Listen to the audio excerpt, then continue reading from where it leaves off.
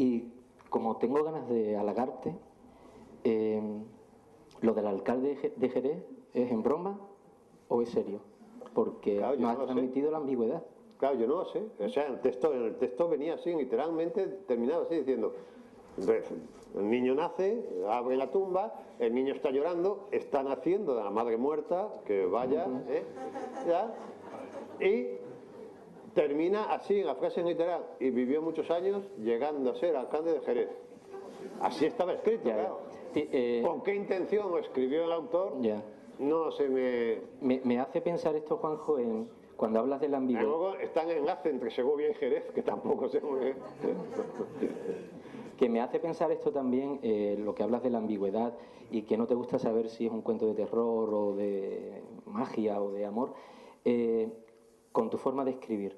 Porque a ti no te gusta tener un proyecto muy cerrado antes de ponerte con la primera línea. ¿Es así o no es así? ¿No te gusta tener ya muy acabada la historia, muy construido el personaje? No, en absoluto. ¿Te gusta tener márgenes abiertos para que eso vaya luego...? Claro, yo no sé nada. Cuando yo empiezo a escribir no tengo ni idea de a dónde voy. Pero cuando digo que no tengo ni idea es que no tengo ni idea. Yo nunca sé qué va a pasar en la página siguiente, en el capítulo siguiente. Sí, pero te lo pregunto porque sabes que hay otro tipo de escritor que le gusta tener todas las fichas muy terminadas, el capítulo 1, el 2, el 3. Sí. En tu caso no es así. No, y cuando he intentado, es decir, en las ocasiones en que he intentado hacer porque claro, mucho más tranquilizador ponerse a escribir una novela teniendo, digamos, un esqueleto y luego lo vas rellenando, que empezar a escribir sin saber a dónde va a ir eso. Y a lo mejor con la posibilidad de que no vaya a ningún sitio, ¿no? Y tengas... es mucho más tranquilizador, pues si tienes un esqueleto, ya pues lo único que tienes que hacer es... Menos angustioso, vestirlo, ¿no? Claro, más angustia, pero en las poquísimas ocasiones, sobre todo al principio, cuando en fin, todavía tenía menos oficio y creía que ese era un modo posible de trabajar, en las que yo he hecho un esquema, el esquema solamente me ha servido para violarlo, porque luego en la práctica, cuando empiezas a escribir, empiezan a aparecer miles de posibilidades que no se te ocurren cuando estás pensando, se te ocurren en el momento de escribir, porque la escritura abre posibilidades nuevas, ¿no? Y entonces, claro, en el momento en que se abren posibilidades nuevas, aparecen posibilidades mucho mejores de las que imaginaste al hacer el esquema, ¿no? Y entonces lo que es absurdo es someterte a un esquema. Es decir, que yo cuando he hecho un esquema me ha servido para violar ese esquema, ¿no? Y a mí en ese sentido me resulta muy sorprendente los escritores que trabajan con, digamos, con un esquema hecho, porque me pregunto, ¿y cómo se las arreglan cuando aparecen posibilidades mejores? Pero en este caso, ¿tú escribes con ordenador? ¿Te ha venido bien el ordenador para, una vez que termina una primera versión, intercalar nuevos textos, nuevos personajes, nuevas situaciones? Bueno, ordenador... Y sobre todo teniendo en cuenta que tú, cuando construyes la novela, siempre dentro hay algunas historias que podrían desgajarse perfectamente. Bueno, yo tengo una relación, siempre he tenido una relación complicada con la herramienta de trabajo, ¿no? Yo, por ejemplo, nunca usé la máquina de escribir. La máquina de escribir siempre me pareció un artefacto bello estéticamente, pero muy inhábil para la tarea de escribir. Entre otras cosas, la máquina de escribir me parecía que ponía una distancia muy grande entre la cuartilla y yo, con aquella cosa, aquella varilla de rodillo y tal. Nunca me pareció un instrumento fetiche que tantos escritores adoran. Nunca, yo escribía siempre con bolígrafo, siempre, con un bolígrafo Bic punta fina. Y luego, pues no tenía más remedio, pasaba a máquina. Cuando podía, mis primeras novelas están escritas a bolígrafo. Hay 3 escrituras, normalmente de ellas, y luego, si tenía dinero, encargaba a un mecanógrafo o un mecanógrafa que me las pasara a máquina. Con la aparición del ordenador, que coincide en alguna medida con mi incorporación a la prensa, porque yo llegué a la prensa tarde, yo llegué a la prensa en el año 90, ya había publicado varias novelas, pues yo escribía los artículos a mano y luego los pasaba al ordenador, pero fui advirtiendo que el ordenador era un medio mucho más caliente que la máquina de escribir, sobre todo en el ordenador portátil, porque yo enseguida me aficioné a los portátiles, ¿no? y siempre he trabajado con portátil, salvo excepciones. Y el portátil,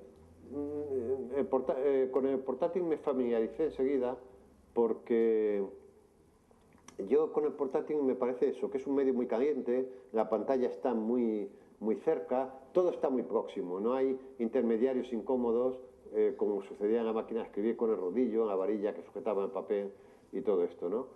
Y además el portátil tiene una cosa que remite a una cuestión también mía de infancia, que el portátil es una caja. Finalmente, cuando acabas, cierras y es como una caja. Yo me acuerdo que hubo una temporada de pequeño que coleccionaba cajas de puros.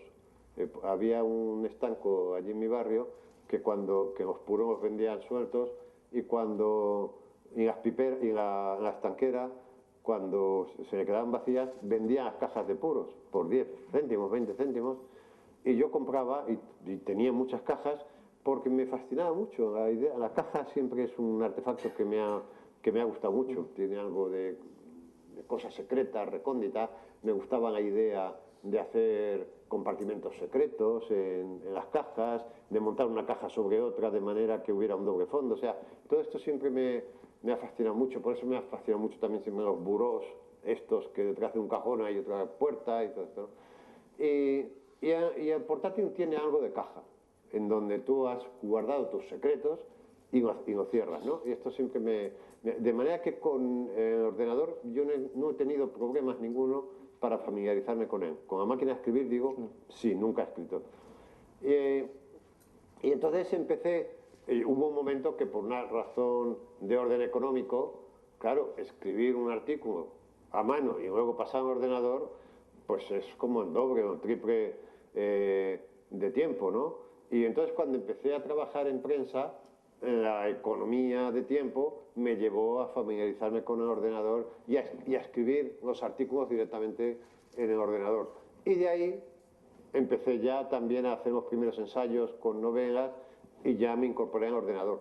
Pero yo tengo siempre en mi mesa de trabajo tengo el ordenador y al lado tengo un cuaderno grande, siempre, con el bolígrafo.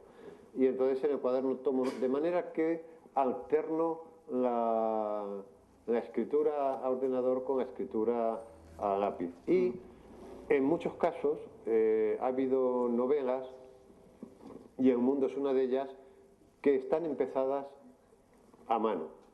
Y cuando llevaban 40, 50 páginas, he pensado, bueno, aquí hay un proyecto de novela, voy a empezar al ordenador. ¿Qué pasa?